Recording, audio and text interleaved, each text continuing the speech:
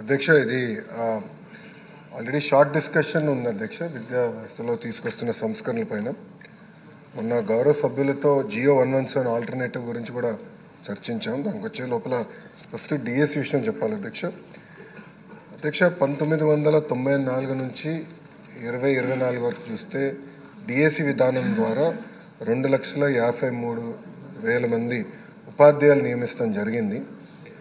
ఒక తెలుగుదేశం పార్టీ అధికారంలో ఉన్నప్పుడు దీంట్లో 1,80,272 ఉపాధ్యాయుల పోస్టులు భర్తీ చేస్తాం జరిగింది. అంటే 71% పోస్టులు ఒక తెలుగుదేశం పార్టీ అధికారంలో ఉన్నప్పుడు భర్తీ చేస్తాం జరిగింది అధ్యక్ష.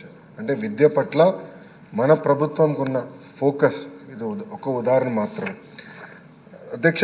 మన ప్రభుత్వం అధికారంలోకి వచ్చిన వెంటనే తొలి సంతకం డిఎస్సి మేము పెడతాం జరిగింది. దాంట్లో భాగంగా మేము కూడా చాలా పారదర్శకంగా ఒక టెట్ కూడా నిర్వహించడం జరిగింది. టెట్ నుంచి నోటిఫికేషన్ వెళ్ళే లోపల ప్రభుత్వం 1 మ్యాన్ కమిషన్ వేసి రిపోర్ట్ రిజర్వేషన్ మ్యాన్ రిపోర్ట్ నివేదిక ఇవ్వాలని కోరటం జరిగింది. దానివల్ల ఈ ప్రక్రియ వాస్తవంగా కొంచెం డిలే అవుతాం జరిగింది, అటు ఎలాంటి సందేహం లేదు. కానీ మేము ఆల్రెడీ గౌరవ ముఖ్యమంత్రి గారితో చర్చించి ఎట్టి పరిస్థితుల్లో మార్చిలో ఈ నోటిఫికేషన్ ఇవ్వాలని నిర్ణయం తీసుకున్నాం. ఈ 16,347 పోస్టులు భర్తీ చేశాక మార్చిలో మేము నోటిఫికేషన్ ఇస్తున్నాం. అది మొదటిది. రెండోది అధ్యక్ష, ఎప్పుడు నోటిఫికేషన్ ఇచ్చినా ఒక కౌంటర్ వెళ్ళి లేదు ఇది కరెక్ట్ లేదు అది కరెక్ట్ లేదు జనరల్గా చెప్తాం జరుగుతుంది. ఈసారి అట్ట కాకుండా నేను అధికారులు కూడా ఆదేశాలు జారీ చేశాం. 1994 నుంచి ఏమేమి కేసులు పడినాయి డిఎస్సి పైన కేసులను తీసుకోండి. వర్టికల్ హారిజాంటల్ రిజర్వేషన్స్ పైన సబర్వాల్ జడ్జ్మెంట్స్ ఉన్న ఎన్ని స్టడీ చేసి one of the best notification ఇవ్వాలి. అంటే it should stand the test of legal scrutiny. Simple వర్డ్స్లో నేను అధికారులు చెప్పాను అధ్యక్ష. సో మేమందరం బలంగా నమ్మేది it will be one of the finest notification. It will also stand legal scrutiny.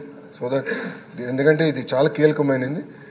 అప్పుడే 16,347 మంది ఉపాధ్యాయులు మనకు వస్తారు.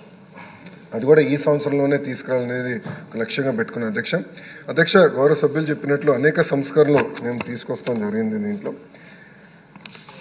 ఫస్ట్ నేను చెప్పాల్సిన జియో 117 ఆల్టర్నేటివ్ మీ అందరికీ ఎక్స్ప్లెయిన్ చేసే ముందల సంఘాలతో కూర్చున్నాం, చాలా చర్చించాం. నేనే ఒకరోజు దాదాపు 5.5 గంటలు సంఘాలతో కూర్చున్నాను అధ్యక్ష. నాన్ స్టాప్ సెషన్ పెట్టుకున్నాం, డిస్కస్ చేసాం.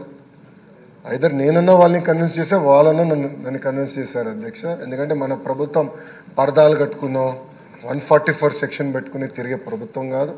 ప్రజలకు జవాబుదారితనం ఉండాలి, ప్రజలకు మనం సమాధానం చెప్పాలి. ప్రజల దగ్గరున్న ఆలోచనతో సంఘాలు కూడా పిలిచా. దాంట్లో వైకాపా సంఘం ఉంది అధ్యక్ష. దో ఇల్లీగల్లీ రికగ్నైజ్ సంఘం అయినా యాజ్ ఆఫ్ దట్ డేట్ వాళ్ళు రికగ్నైజ్డ్ కనుక వాళ్ళు కూడా వచ్చారు. లోపల ఏం మాట్లాడలేకపోయారు. నాతో మళ్ళీ ఫోటో కూడా దిగెళ్ళారు అధ్యక్ష. బయటికి వెళ్ళి వేరే విషయాలు మాట్లాడారు కానీ లోపల ఏం మాట్లాడలేదు. Everything is recorded. లోపల ఒక్క విషయం మాట్లాడలేకపోయారు. అన్ని వివరాలు అన్నీ బాగున్నాయి అని చెప్పి వాళ్ళు కూడా వెళ్ళే పరిస్థితి. సో జియో 117కి ఆల్టర్నేటివ్, ఎందుకంటే మనందరం కూటమి సభ్యులందరం కూడా మనం హామీ ఇచ్చాం జియో 117 రద్దు చేస్తాం. ఒకే అయితే ఆల్టర్నేటివ్ రావాలి, పకడ్బందీ ఆల్టర్నేటివ్ రావాలి. ఏదో హడావుడిగా చేస్తే మళ్ళీ ఇబ్బందులు ఎదుర్కోకూడదు అనే ఆలోచనతో మీ అందరితో చర్చించిన తర్వాత ఆ ప్రక్రియ, ఎందుకంటే సెషన్ అయిన తర్వాత మీరు అందరు తిరిగి వెళ్తారు, అది ఫైనలైజ్ చేస్తే జియో 117కి ఆల్టర్నేటివ్ వస్తుంది.